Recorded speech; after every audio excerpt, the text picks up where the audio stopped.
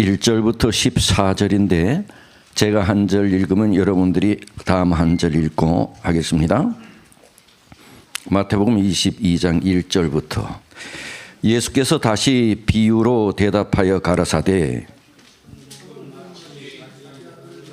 못 찾으셨어요? 마태복음 22장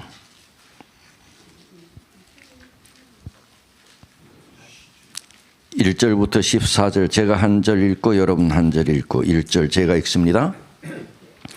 예수께서 다시 비유로 대답하여 가라사대.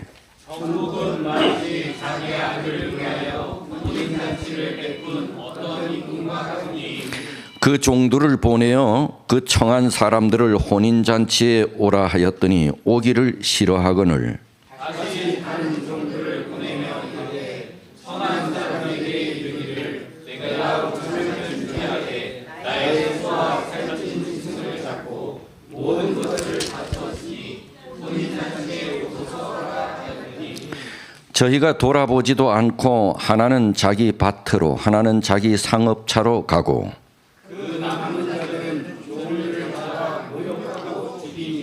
임금이 노하여 군대를 보내어 그 살인한 자들을 진멸하고 그 동네를 불사르고 이에 종들에게 이르되 혼인잔치는 예비되었으나 청한 사람들은 항상 세게 하니 사거리 길에 가서 사람을 만나는 대로 혼인잔치에 청하여 오너라 한대. 종들이 길에 가다가 각자 부르는 자나 만나는 대로 모두 데려오니 혼인잔치에 시인하더라. 임금이 손을 보러 들어올새 거기서 예복을 입지 않은 한 사람을 보고 이르되 주여 어찌하여 예복을 입지 않고 여기 들어왔느냐 하니 저가 아무 원이고자 임금이 사환들에게 말하되 그 수족을 결박하여 바깥 어두움에 내어 던지라. 거기서 슬피 울며 이를 갈미 있으리라 하니라. 성함을 자는 많되 택함을 입은 자는 적으니라. 오늘은 예복을 입지 않은 한 사람에 대해서 말씀하겠습니다. 오늘 말씀을 이렇게 읽어보니 이 말씀의 교훈 내용이 뭐지요? 잔치, 좋지요, 잔치. 네. 핵심이 뭘까요? 뭘 가르치려는 것일까요? 구원은 은혜로 초청은 받았지만 초청받는 자는 반드시 합당한 옷을 입고 살아야 한다. 구원은 은혜로 초청은 받았는데 초청받은 자는 반드시 합당한 옷을 입고 살아야 한다. 또 오늘 말씀의 내용을 보니 구원받는 자는 적다. 구원받는 자는 적다. 오늘 이 사건은 예수님께서 말씀하신 이 사건은 예수님께서 목요일 날 십자가에 달렸잖아요. 그리고 목요일 날 운명하셨어요. 아니, 금요일 날, 금요일 날 운명하셨어요. 그런데 이 사건은 그 주 화요일 날에 있었던 사건입니다. 그러니 예수님이 십자가에 달려 돌아가시기 며칠 전에 예수님께서 하신 말씀입니다. 여러분, 결혼식 예복을 입지 않고 참석했다고 그것이 과연 손과 발을 묶어서 바깥 어두움에 내던져 버릴 만큼 큰 잘못입니까? 결혼식 예복을 입지 않았다고 손과 발을 묶어서 바깥 어두운 데 내던져 버릴 만큼 그것이 큰 잘못인가? 여기서 임금이 하나님을 대표한다면 하나님께서는 그럼 그렇게 무자비한 분인가? 그렇지 않습니다. 이 말씀은 제일 처음에 예수님께서 제일 처음에 말씀하신 것처럼 예수께서 다시 뭐로 대답하시되 비유로. 이 말씀은 비유입니다. 비유는 말하려고 하는 자가 이야기하려고 하는 핵심을 강조하기 위하여 하신 그 말이 비유입니다. 그러면 오늘 예수님께서 하시려고 하는 말씀의 핵심이 이 비유를 통해서 뭔가? 먼저 몇 차례의 초청이 있었습니까? 오늘 읽었잖아요. 몇 차례의 초청이 있었습니까? 3차례의 초청이 있었습니다. 제일 첫 번째 초청을 했습니다. 그랬더니 거절했습니다. 두 번째 초청을 했습니다. 그랬더니 거절할 뿐만 아니라 초청한 사람을 죽였습니다. 그 다음에 어떤 초청했어? 안 되겠다. 길가 산울가로 가서 사람들을 초청하라. 세 번째 초청이 있었습니다. 많은 사람이 들어왔습니다. 그때 임금이 뭐예요? 사람들을 심사합니다. 심사하고 예복을 입지 않는 사람을 심판합니다. 3차의 초청이 있었습니다. 제일 첫 번째 초청은 거절했습니다. 두 번째 초청 거절할 뿐만 아니라 초청한 사람을 죽였습니다. 그래서 임금이 그 죽인 사람들을 형벌을 가합니다. 그리고 세 번째 초청을 합니다. 많은 사람들이 들어왔습니다. 임금이 심사하고 심판을 합니다. 이것이 오늘 세 번째 초청의 내용입니다. 이 세 초청이 뭐냐? 세 초청이 뭐냐? 1차 초청입니다. 예수님께서 12 제자들에게 둘씩 짝지어 보냈습니다. 유대인들을 위하여 복음을 증거하라고. 그리고 그 외에 70인의 제자를 선택했습니다. 70인들도 둘씩 짝지어서 각 고을 여러 곳에 다 유대인들을 위해서 보냈습니다. 1차 초청입니다. 그런데 유대인들은 다 결국 거절했습니다. 예수님께서 십자가에 돌아가셨습니다. 그 후에 예수님이 12 제자들뿐만 아니라 예수님을 따라다녔던 신실한 사람들로 인해서 다시 한번 유대 이스라엘 땅에 복음이 전해지게 되었습니다. 예수님이 돌아가신 이후에 제자들과 예수님을 사랑하는 사람들, 그런데도 역시 이스라엘 백성들은 그 복음을 거절할 뿐만 아니라 예수님의 제자들과 스데반 같은 사람들을 어떻게 해서 돌로 쳐 죽이기까지 했습니다. 이것이 2차 초청입니다. 그래서 예수님의 12 제자들 가운데 다 순교당하고 오직 한 사람만 자연사 한 사람이 있습니다. 누구게요? 요한입니다. 요한 외에는 11 제자들이 다 순교당했습니다. 2차 초청입니다. 그들이 초청을 거절할 뿐만 아니라 다 어떻게 했다고요? 초청한 사람을 다 죽였습니다. 이때 예수님의 제자들뿐만 아니라 스데반까지도 돌에 맞아 죽습니다. 그러자 임금이 안 되겠다 싶어서 그들에게 어떻게 했다? 형벌을 가했다 그랬어요. 그게 뭐예요? 예루살렘의 멸망을 통해서 이제 이스라엘 백성에게 은혜의 기간이 끝난 것입니다. 끝난 것입니다.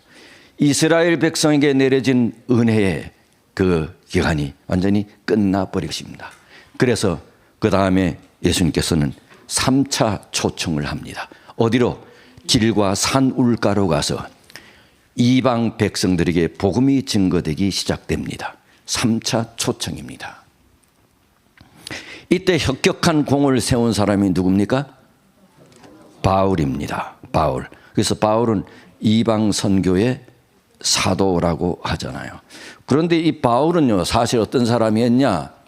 2차 초청 때 유대인들이 예수님의 제자들을 죽이고 스데반을 죽이고 할 때 스데반을 죽일 때 혁혁한 공을 세운 사람이 누구냐? 바울입니다. 그때는 바울이 아니었어요. 사울이었습니다. 스데반을 죽인 데 혁혁한 공을 세운 사람이 사울입니다. 이때 사울은 그리스도인이 아니었지요.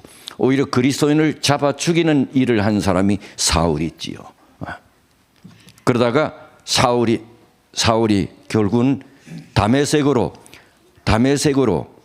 하나님의 백성을 잡아 핍박하기 위하여 가다가 다메섹에서 예수 그리스도를 만나게 됩니다. 여기서 회개하고 그리스도인이 됩니다.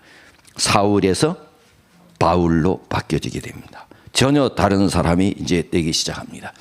그래서 그 이후에 사울은 세 번째 초청에 산과 산울가로 가서 길과 산울가로 가서 초청하라. 사도 바울이 발이 닿는 곳곳에 복음이 전해지기 시작합니다. 이때 당시에 세상 끝이라고 여겨졌던 것이 바로 스페인이었습니다. 스페인이 유럽의 제일 끝에 있잖아요. 그래서 당시에는 세상 끝 하면은 스페인을 얘기했어요. 구라파. 예. 그래서 사도 바울의 꿈이 나는 세상 끝에까지 복음을 전하다가 죽는 것이 자기의 소원이다. 그래서 결국은 그가 그렇게 염원하던 유럽으로 가게 됩니다. 유럽으로.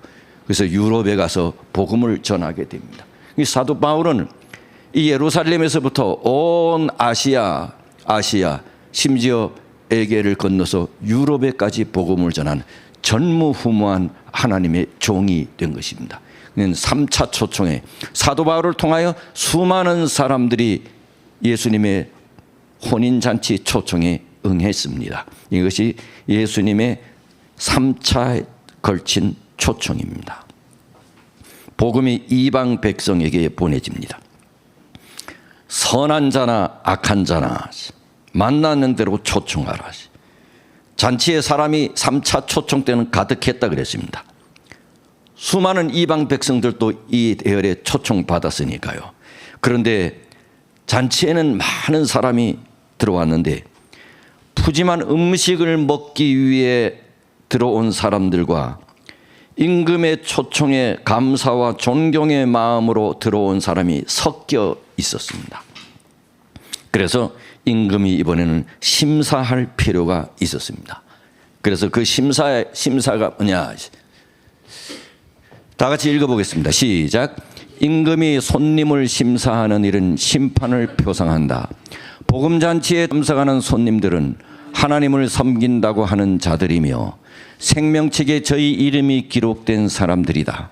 그러나 그리스도인이라고 자청하는 사람들이 다 참된 제자는 아니다. 예. 이 심사 대상은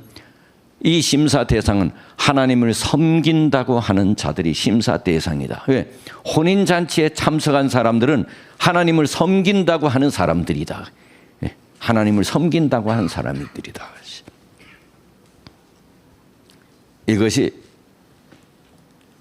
예수님의 심사입니다. 이것을 일컬어 조사 심판이라고 합니다. 그래서 이 일은 예수님이 재림하시기 전에 있는 일입니다. 그렇지요? 재림하시기 전에 심사해야 되니까요. 그리스도를 따르는 각 사람의 상벌이 결정되는 것입니다. 하늘 궁정에서 진행되는 조사 심판은 사람들이 이 땅에 살고 있는 동안에 행해진다. 예수를 따른다고 공언하는 모든 사람들의 생애는 하나님 앞에서 다 심사를 받게 된다. 대상이 누구예요? 혼인잔치에 참여한 사람, 예수님을 믿는 사람들이 이 심사를 받게 됩니다. 혼인 예복. 여기서 사람들이 헷갈릴 수 있는 것이 하나 있습니다. 길에서 아무나 데려왔는데 길가에 가서 아무나 데려오라고 했어요, 임금이. 그래서 종들이 길가에 가서 아무나 데려왔는데 예복을 안 입었다고 쫓아내다니 너무한 일이 아닌가. 예? 길가에 아무나 데리고 왔는데 예복을 안 입었다고 쫓아내다니 너무 심한 것 아닌가. 여러분, 심합니까 안 심합니까? 심하죠. 그런데 있잖아요, 길가에서 여러 사람을 다 불러왔어. 그런데 이 한 사람이 예복을 안 입었어. 다른 사람들은 입었다는 거지. 그러면 길가에서 아무나 데려왔는데 다른 사람들은 예복을 준비해서 입고 들어올 여유가 그들에게도 없었어. 그들에게 없어. 길가에서 그냥 다 데리고 왔으니 그들이 예복을 준비할 여유가 없었지. 그런데도 와보니 다른 사람들은 다 입었어. 그런데 한 사람은 안 입은 거야. 우리가 다 여기 왔는데 길가에서 같이 놀다가 다 왔어. 근데 다른 사람은 입었어. 근데 한 사람만 안 입었어.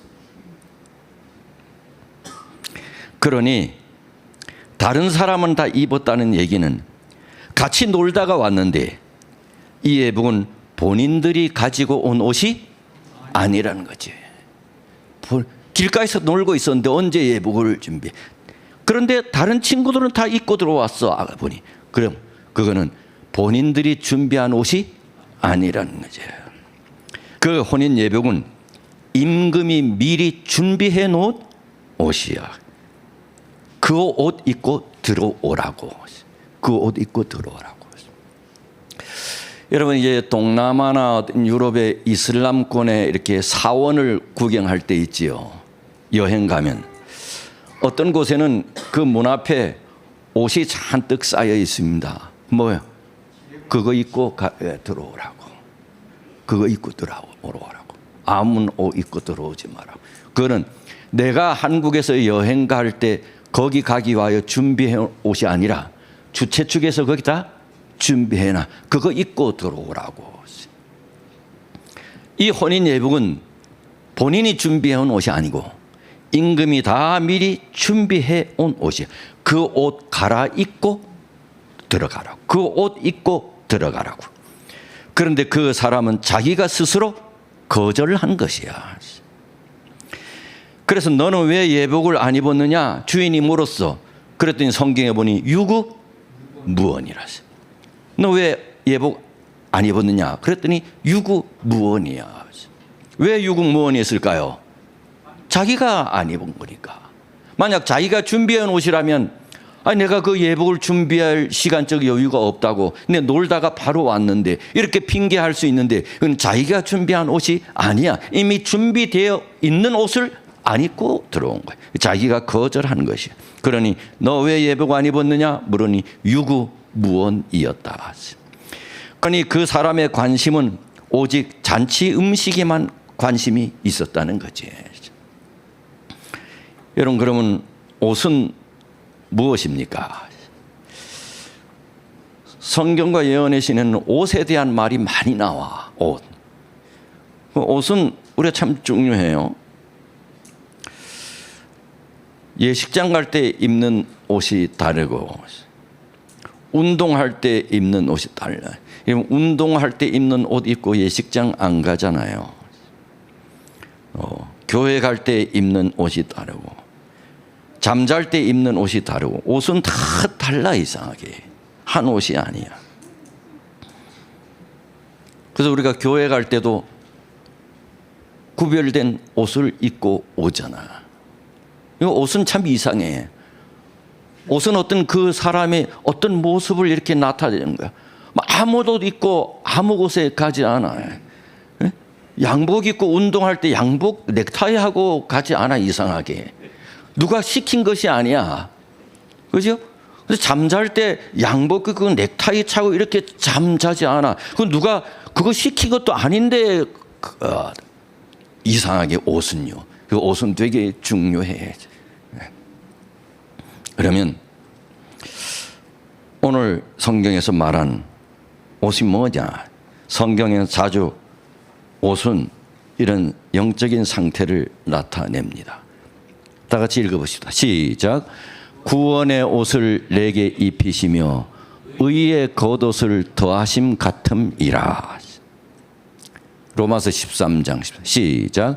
오직 주 예수 그리스도로 옷 입고. 또 갈라디아 3장 20절. 시작. 그리스도로 옷 입었느니라. 계시록 19장 8절. 시작. 빛나고 깨끗한 세마포 성도들의 옳은 행실. 뭔 얘기입니까? 주 예수 그리스도로 옷 입고 그리스도로 옷 입고 구원의 옷을 입고 의의 겉옷을 입고 빛나고 깨끗한 세마포 옷을 입고 뭔 얘기입니까? 예수 그리스도 옷 입어라 이러냐. 예수 그리스도 옷 입어라. 예수님 옷을 입어라. 이제 누군가가 이렇게 내가 이분을 굉장히 존경해. 그러면 이 장로님이 입던 옷을 내 아들에게 입혀줘. 뭐야? 이 장로님처럼 살아. 이 장로님처럼 살아라. 오늘 가정 공부에는 오늘 본받으라는 말이 있지요. 여러분 우리가 조심해야 할 것이 이 장로님처럼 살라 그러면 이 장로님이 나쁜 것이 하나도 없다는 말이에요. 이 장로님은 나쁜 거 없어요. 여러분 다윗을 본받으세요. 다윗이 간음했잖아요. 그럼 간음 본받으라는 거. 네? 바울을 본받으세요. 바울이 그리스도인 핍박했잖아. 그럼 이거 본받으라는 거예요. 누구를 본받으라고 할 때는 그 사람이 본받을 만한 것을 본받으라는 얘기죠. 사도 바울을 본받으라 할 때 사도 바울이 내가 회개하고 그리스도를 본받는 것처럼 너희도 내가 그리스도를 본받는 것처럼 그거 본받으라는 거잖아요. 네? 내가 그거 본받으라. 그 성격 못된 거 본받으라는 거 아니잖아. 그 본받으라고 하는 의미는 그런 거잖아. 그럼 내가 그리스도를 옷 입는다는 얘기는 뭐예요? 그리스도를 본받으라 이제. 그리스도를 본받. 그러니까 그리스도를 옷 입는다는 얘기는 쉽게 우리가 잘 쓰는 용어로 그것이 뭐예요? 품성 변화입니다. 품성 변화. 예복을 입으라 이게 뭐? 그리스도께서 준비한 예복을 입으라. 임금이 준비한 옷을 입으라 하는 건 뭐예요? 품성 변화라서. 품성 변화라서. 그리스도께서 우리를 구원에 초청했으면 그 이후에 우리의 삶이 어떻게 돼야 돼? 품성 변화의 삶을 살아. 그리스도를 옷 입는다. 품성 변화예요. 품성 변화는 우리가 잘못 이해하는 것 가운데 하나가 성격 좋은 것을 말하지 않습니다.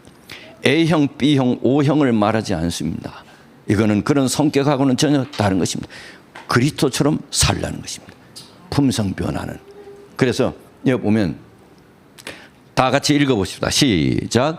예복을 입지 않고 혼인잔치에 참석한 사람은 그리스도인이라고 공언하면서 복음의 축복과 특권을 요구한다. 그러나 실상은 그들의 품성의 변화의 필요를 느끼지 않는다. 그들은 죄에 대한 진정한 회개를 전혀 체험하지 못했다. 그들은 그리스도의 필요를 느끼지도 않고 그분에 대한 믿음도 나타내지 않았다. 그들은 말씀을 듣기만 하는 자들로서 잔치에는 왔으나 그리스도의 의에 두루마기는 입지 않았다. 예수를 개인의 구주로 받아들인 사람들이라 그래서 교인들 말씀을 듣기만 하고 뭐는 없다. 품성 변화는 없다. 이게 예복을 입지 않는 사람이에요. 예복을 입지 않은 사람이래. 자, 실물기원 312 다 같이 읽어보겠습니다. 시작. 우리가 우리 자신을 그리스도께 바칠 때에 우리의 마음은 그리스도의 마음과 연합되고 우리의 뜻은 그분의 뜻에 합병되고 우리의 정신은 그분의 정신과 하나가 되고 우리의 생각은 그분에게 사로잡히게 되어 마침내 우리는 그분의 생애를 살게 된다. 이것이 바로 그분의 의의 옷을 입는다는 의미다. 그러니 품성 변화는 누구의 삶을 산다는 거예요? 예수님의 삶을 산다는 거예요. 예수님처럼 사는 것이 품성 변화예요. 성격이 좋다는 게 아니고 품성 변화는 누구처럼 사는 거예요? 예수님처럼 사는 것이 품성 변화래요. 이것이 자신을 그리스도께 바칠 때에. 아까 우리가 찬미 그거 할 때 요즘 아침 기도록 총 주제가 타이틀이 뭐라고요? 믿음입니다. 믿음. 그리고 우리가 지난 목요일 날이 믿음이 이기네 이게 제목이었습니다. 그래서 그 찬미도 불렀지요. 거기서 제가 이제 말씀 읽는 중에 이런 말씀이 있어요. 믿음이 뭐냐? 믿음은 예수 그리스도께서 나를 위하여 십자가에 달려 돌아가셨다. 이거를 믿는 것이 믿음이 아니다. 그게 믿는 것이 아니야. 성경은 하나님의 말씀이다라고 내가 믿는다. 이것이 믿음이 아니다. 그러면서 믿음이 뭐냐? 내 자신을 전적으로 하나님의 뜻에 굴복하는 것이다. 네? 내 자신을 전적으로 하나님의 뜻에 굴복하는 것이다. 이게 믿음이다. 그러니 내가 성경에 하나님의 말씀인 것을 내가 믿으면 전적으로 이 말씀에 굴복하는 거야. 예수님이 나를 위하여 십자가에 달려 돌아가셨다는 것을 믿으면 예수님께 전적으로 굴복하는 거야. 그래서 이 굴복이 없으면 그건 믿음이 아니다. 전적으로 예수님께 굴복하는 것이다. 이것이 자신을 그리스도께 바치는 것이다. 그럴 때 누구의 삶을 살게 된다? 예수님의 삶을 살게 된다. 이것이 뭐라? 품성 변화다. 예수님의 삶을 살게 된다. 예수님의 삶은 한마디로 하나님이신 되 죄인을 구원하기 위하여 이 땅에 오셨다. 이게 예수님의 삶을 한마디로 하나님이신데 죄인을 구원하기 위하여 이 땅에 오셨다. 이게 예수님을 한마디로 말하면 하나님이신데. 어떻게 저녁 예배 참석하신 분은 이 우주에 대해서 우리가 좀 살펴봤는데, 이거는 예수님이 이 지구에 나를 구원하기 위하여 오셨다. 이거는 인간이 쓰는 말로 어떻게 표현할 수가 없는 것이.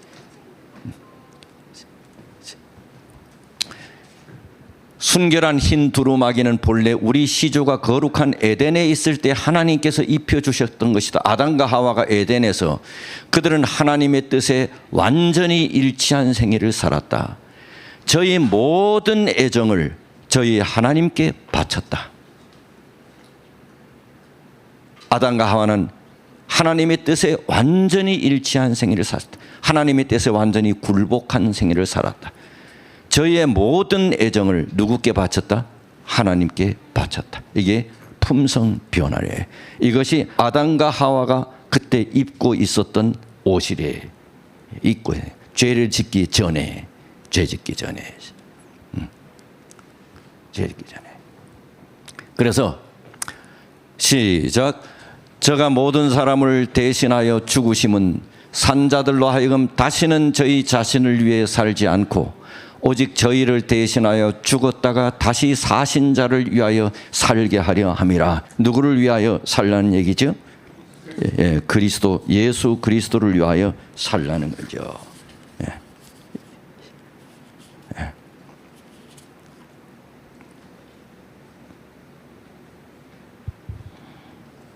내 자신을 그리스도께 바치는 것. 이게 뭐예요? 이게 헌신이지요. 예수님의 생애를 사는 것. 교회는 다니지만 회개가 없고, 은혜는 말하지만 순종이 없고, 예수는 말하는데 내 주님으로 모시지 않고, 복음의 기쁨은 좋아하는데 십자가는 싫어하는 신앙. 이거는 의의 옷을 입는 사람이 아니라는 거죠. 아담과 하와에 대해서 말했어요. 하나님도 헌신하셨나요? 하나님도 헌신하셨죠. 하나님은 당신의 독생자를 우리를 위해 내어주셨어. 당신의 백성인 우리에게 모든 것을 아낌없이 다 주셨어. 그분은 온 하늘을 우리에게 다 주셨어. 헌신이지요. 하나님은 우리를 위해 헌신하셨어. 우리가 하나님께 헌신하는 것도 있지만 하나님께서 먼저 우리를 위해 헌신하셨어. 그분은 우리에게 줄 수 있는 것 모든 것 다 주셨어. 헌신이에요. 이게 헌신이에요. 어떤 사람들은 예수를 믿는 것은 좋은데 적당히 믿으라고 하는 사람들이 있어요, 없어요? 그런 말 많이 들어요. 적당히 예수를 믿는 건 좋다고. 그런데 어떻게 믿으라고? 적당히 믿으라고. 예수를 믿는 것 때문에 세상에서 손해보고 살 수는 없지 않느냐고. 그런데 이게 남 이야기가 아니라 우리 자신들 이야기. 제가 이렇게 목회를 하면서 있는 눈으로 이렇게 보는 일이요. 이런 생각이 언제 드러나는가 하면 우리 자녀들에 대한 일에서 나타나요. 교회 열심히 다니는 중직자들 가운데서도 자녀들이 시험 때가 되면 또 고3이 되면 교회를 안 보내는 분들이 계셔. 그리고 하는 말이 시험 끝나면 가도 된다고. 지금은 열심히 뭐 해야 할 때라고, 공부해야 할 때라고. 그래서 시험 잘 보면 좋은 대학 붙으면 너도 좋고 누구도 좋고 하나님도 좋고 누이 좋고 매부 좋고, 그래서 시험 잘 보고 좋은 대학 가면 하나님께도 영광이 될 것이라고 이렇게 말하는 교인 어른들이 많아. 누가 그렇게 가르쳤나 모르겠어. 어떤 성경에 그런 말이 있는지 모르겠어. 나는 그렇게 많은 예언의 신을 봐도 그런 말은 한 번도 내가 본 적이 없는데 누구부터 그런 얘기를 들었나 모르겠어. 여러분, 언제 우리가 믿는 하나님께서 우리 자녀들이 시험 잘 보고 좋은 대학에 들어가면 영광을 받으신다고 하신 적이 있냐고. 언제 우리 하나님께서 그렇게 말씀하신 적이 있냐고. 자기 마음대로 갖다 붙이는 겁니다. 이런 분들은 나중에 자녀들이 이제 결혼을 할 때가 되면 꼭 이렇게 말합니다. 이번에 사위감을 봤는데 다 좋은데 예수 안 믿는 것 하나가 흠이라고. 하지만 뭐 결혼하고 나서 믿으면 되지요. 혹시 하나님께서 우리 딸 보고 전도하라고 믿지 않는 사람하고 결혼시키는지 모르잖아요. 하여튼 갖다 붙이는 데는 선수입니다. 어디 성경에 이런 말이 있냐고. 어디 예언의 신에 이런 말이 있냐고. 어느 목사님들이 이렇게 가르쳤냐고. 간혹 우리가 이 신랑감 신부감을 찾다 보면 믿는 사람이 마땅하지 않을 수도 있지요. 그 믿지 않는 사람하고 결혼시킬 수 있지요. 그러면 부모들이 그냥 입 다물고 가만히 있으면 될걸. 거기다 갖다 붙여. 아유, 하나님께서 믿지 않는 사람 전도하라고 우리 왜 그런 말을 갖다 붙여가지고 자기를 그냥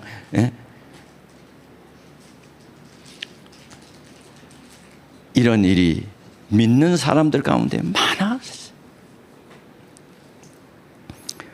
헌신이란 그런 건가요? 제가 모든 사람을 대신하여 죽으심은 산자들로 하여금 다시는 저희 자신을 위해 살지 않고 오직 저희를 대신하여 죽었다가 다시 사신 자를 위하여 살게 하려 함이라. 청함받은 사람은 많되 택함받은 사람은 적다. 헌신하는 교인들은 적다는 말이지. 헌신하는 교인들은 적다는 말이지. 여기 이런 말씀이 있습니다. 다 같이 읽어보겠습니다. 시작. 예수님은 협잡꾼이 아니며 성경은 공교히 만든 이야기가 아니라고 믿는 것만으로는 넉넉지 않다. 비록 우리가 천하 인간에 오직 예수의 이름만이 사람들에게 구원을 줄 수 있는 유일한 이름으로 믿는다 할지라도 우리는 그분을 개인의 구주로 받아들이지 않을 수 있다.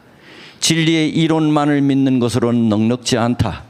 그리스도를 믿는다고 공언하는 것만으로도 넉넉지 않고 우리 이름이 교회 농명책에 기록된 것만으로도 넉넉지 않다.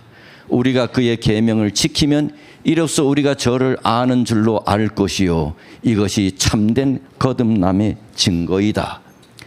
우리가 어떤 공언을 하든지 간에 우리의 옳은 행실로 그리스도를 드러내지 않을 것 같으면 그 공언은 아무 소용이 없다.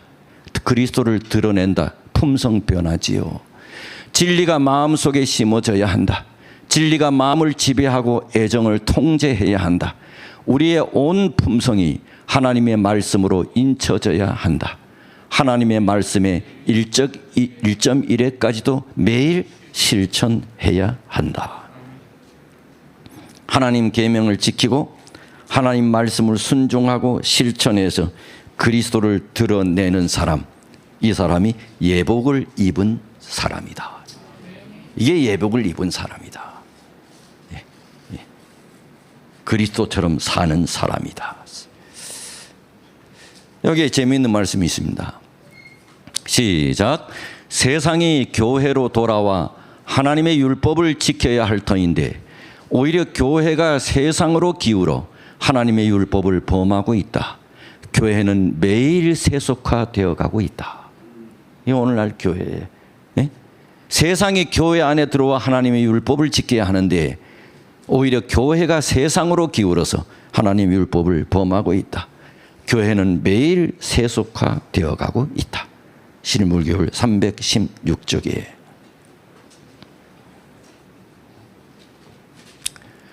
자기 자신을 그리스도인이라고 부르는 많은 사람들은 세상에서 그리스도를 올바르게 나타내지 못하고 말씀을 행하는 자가 아니다. 그리스도를 따른다고 하는 자들이 더 이상 세상과 구별된 특별한 백성이 아니다. 경계선은 희미해졌다. 이러한 사람들은 다 그리스도의 자기 희생적 생애를 살기로 거절하면서 그리스도의 죽으심을 통하여 구원받기를 바라고 있다. 희생적인 삶을 살지는 않으면서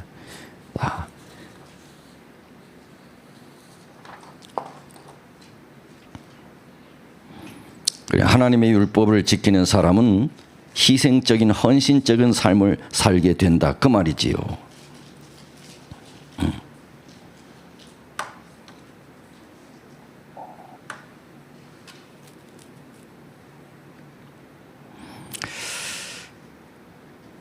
여러분, 그 임금이 식장 안에 들어와서 그 심사를 했어요. 교회 안의 사람들에게 해당되는 말이지요. 교회 안의 사람들이. 조사 심판은 예수 믿는 사람들을 대상으로 하는 것입니다. 이들에게 하나님의 율법을 지키지 않고 하나님 말씀을 순종하지 않는 자들이 있다는 것이지. 이게 재미있는 거죠. 안식일 교인은 우리에게 하나님의 율법을 지키지 않았다고 말하는 것이에요. 안식일 교인은 우리에게 하나님의 율법을 지키지 않는 자들이 있다고, 그런 사람을 가려내는 거야. 말씀을 전혀 안 믿는 것이 아니라 내 마음에 드는 것만 받아들이는 사람 속하지요. 하나님의 말씀을 철두철미하게 순종하려고 하는 것을 많은 사람들은 율법주의자라고 그렇게 매도하기도 합니다. 그렇게 교회가 많이 망가져가고 있죠. 그런데 우리는 우리의 습관과 특성을 버리려 하지 않아요. 그러니 세상 옷을 벗으려 하지 않아. 세상 옷을 벗어야 되는데 이걸 벗으려 하지 않아. 옛날 내 습관과 특성을 버리려 하지 않아. 마음에 탐심이 여전히 있고 하나님 사랑하기도 하지만 세상도 더 좋아하고, 그래서 하나님께 내 자신을 전적으로 헌신하지 못해. 이런 것이 하나님의 계명을 범하는 것이라. 여기 이제 재밌는 표현이, 임금이 와서 예복을 입지 않는 사람에게 가까이 가서 성경에 보니 뭐라고 했어요? 그를 불렀어. 뭐라고 불렀어? 친구여. 이렇게 불러. 친구여. 임금이 그 예복을 입지 않는 사람에게 가서 친구여. 저는 소름이 끼치는 말입니다. 예수님께서 누구에게 친구여라고 했습니까? 가룟 유다에게 했습니다. 가룟 유다가 예수님께 다가왔습니다. 그리고 예수님 얼굴에 뽀뽀를 했어요. 아주 가까운 처럼. 그래서 예수님이 뭐라 했어요? 친구요. 친구요. 내가 행할 것 해라. 친구요. 소름 끼치는 얘기야. 가룟 유다에게 친구요. 그런데 오늘 보니 주인이 혼인 예복을 입지 않는 사람에게 가까이 가서 뭐라고 해요? 친구요. 소름 끼치는 말이잖아요. 여러분과 저는 모두 예수님의 친구라고 합니다. 그런데 배신할 친구도 있다는 것입니다. 예복을 입지 않는 친구는 배신할 친구죠. 우리를 위한 은혜의 시기는 빨리 끝나려 하고 있고 끝은 가까워 가는데 임금 잔치에서 예복을 입지 않은 자가 되지 않도록 우리 모두는 신실한 믿음의 삶을 살라고 호소합니다. 생각지 않은 때 누가 오리라? 인자가 오리라. 주님 오실 때 깨어 준비된 희생적인 삶, 의의 옷을 입어 부끄러움을 보이지 않는 성도, 우리 모두 그런 성도가 되어 우리 주인인 예수님께서 심사하실 때 거뜬히 예복을 입은 사람으로 설 수 있는 우리 모든 아는 교인들이 되기를 간절히 바라면서 말씀을 마치겠습니다.